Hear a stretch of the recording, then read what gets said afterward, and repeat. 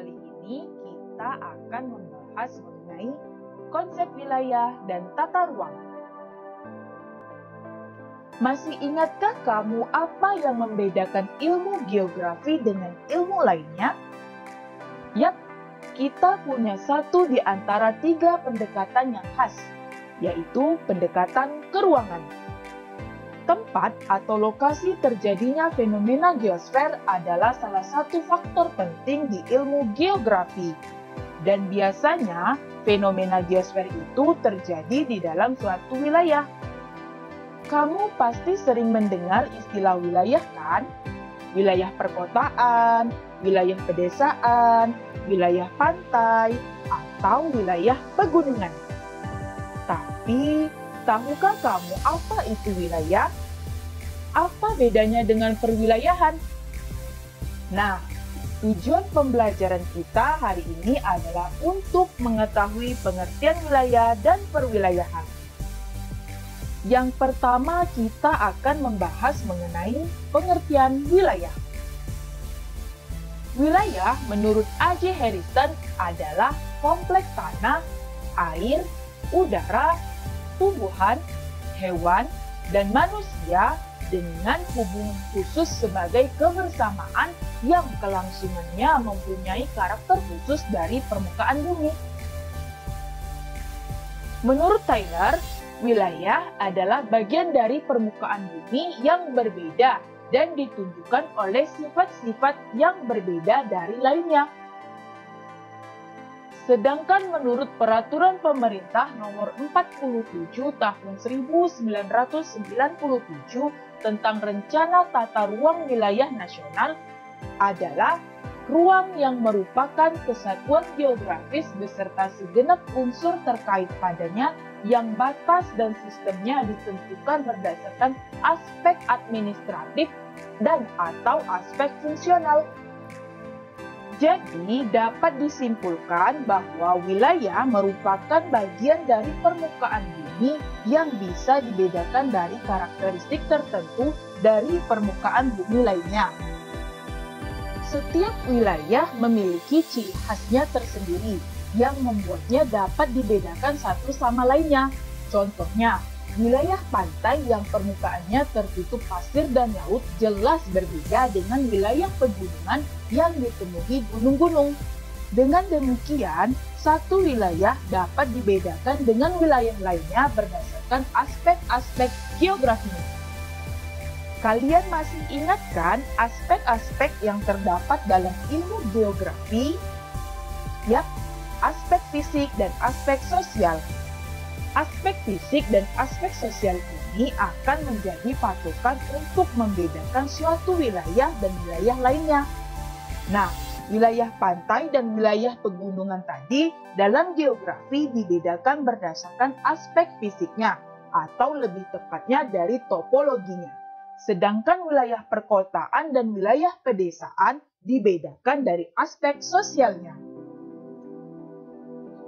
Selanjutnya kita bahas mengenai perwilayahan. Perwilayahan atau biasanya dikenal dengan istilah regionalisasi merupakan pengelompokan wilayah di permukaan bumi berdasarkan kriteria tertentu yang membedakan antara wilayah satu dengan wilayah lainnya. Perwilayahan sebagai hasil dari penerapan konsep wilayah, sehingga kawasan akan terbagi-bagi atas beberapa wilayah sesuai dengan konsepnya yang memiliki sifat yang sama menurut kriteria tertentu. Perwilayahan memiliki tujuan yaitu menyebarkan dan meratakan pembangunan sehingga dapat menghindari adanya pemusatan kegiatan, menjamin keserasian dan koordinasi terhadap berbagai kegiatan yang ada di tiap-tiap daerah, serta memberikan pengarahan kegiatan pembangunan tidak saja kepada unsur aparatur pemerintah di pusat atau daerah, tetapi juga kepada masyarakat dan pengusaha. Nah, kalian tahu nggak sih gimana caranya menentukan jenis-jenis suatu wilayah? Menurut Rustiadi dan kawan-kawan, wilayah dibedakan menjadi 5 jenis, yaitu wilayah formal, wilayah nodal, wilayah administratif politis, wilayah perencanaan atau pengelolaan khusus, dan wilayah pesisir. Yang pertama adalah wilayah formal. Wilayah formal atau biasa disebut wilayah uniform atau wilayah homogen merupakan wilayah yang bercirikan kesamaan area yang ditandai dengan alam fisik, biotik, dan sosial. Contohnya, wilayah berdasarkan kesamaan iklim, wilayah berdasarkan kesamaan agama, atau wilayah berdasarkan kesamaan fauna.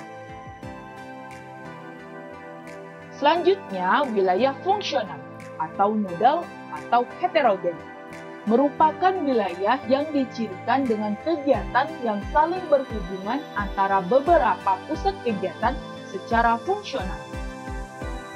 Nah, coba perhatikan peta jaringan bus kota Semarang berikut ini. Peta tersebut memperlihatkan sebuah wilayah fungsional. Dalam satu peta terdapat persebaran shelter, jaringan jalan, serta rute bus, yang semuanya memiliki fungsi sendiri-sendiri dan saling berhubungan. Selanjutnya, wilayah administrasi. Wilayah administrasi merupakan wilayah perencanaan yang memiliki landasan yuridis politis paling kuat. Contohnya, wilayah Kota Pontianak, wilayah Kabupaten Kuburaya, wilayah Provinsi Kalimantan Barat, serta wilayah Nusantara. Selanjutnya, wilayah perencanaan atau pengelolaan khusus. Wilayah perencanaan atau pengelolaan khusus merupakan wilayah yang tidak dibatasi oleh administrasi, tetapi dibatasi oleh batas alami seperti DAS atau daerah aliran sungai. Berikut ini merupakan peta subdas yang ada di Kalimantan Barat. Yang terakhir adalah wilayah pesisir. Wilayah pesisir merupakan wilayah interaksi antara daratan dan lautan atau dapat didefinisikan sebagai daerah peralihan antara ekosistem darat dan laut. Oke, kita masuk ke pembahasan selanjutnya. Biasanya kalau kita sedang membicarakan mengenai wilayah, banyak istilah yang sebenarnya mirip dan seringkali keliru definisinya. Misalnya, ruang, lokasi, wilayah, daerah, dan kawasan. Seringkali kita menganggap beberapa di antaranya sama, tapi sebenarnya semua istilah tersebut memiliki makna yang berbeda. Sekalipun istilah tersebut sama-sama menunjuk pada sebuah tempat di permukaan bumi. Apa saja sih perbedaan semua istilah itu? Yang pertama adalah ruang. Ruang merupakan istilah umum untuk suatu bagian di bumi yang belum ada klasifikasi apapun. Kalau lokasi adalah posisi pada ruang permukaan bumi. Jadi, kalau kita mengambil kota Pontianak sebagai ruang di permukaan bumi, Taman Alun-Alun Kapuas merupakan salah satu lokasi yang terdapat dalam ruang tersebut. Kalau daerah adalah ruang yang memiliki batas-batas tertentu yang ditentukan secara administratif. Misalnya, Kecamatan Pontianak Tenggara, Kota Pontianak, Provinsi Kalimantan Barat, atau Negara Kesatuan Republik Indonesia. Semua daerah itu memiliki batas-batas wilayah yang ditentukan secara administratif. Terakhir ada kawasan. Kawasan adalah bagian dari wilayah atau region yang difungsikan untuk hal-hal tertentu. Misalnya di wilayah kota, kota memiliki kawasan permukiman, kawasan perkantoran, atau kawasan perbelanjaan. Selanjutnya kita masuk ke pembahasan tata ruang.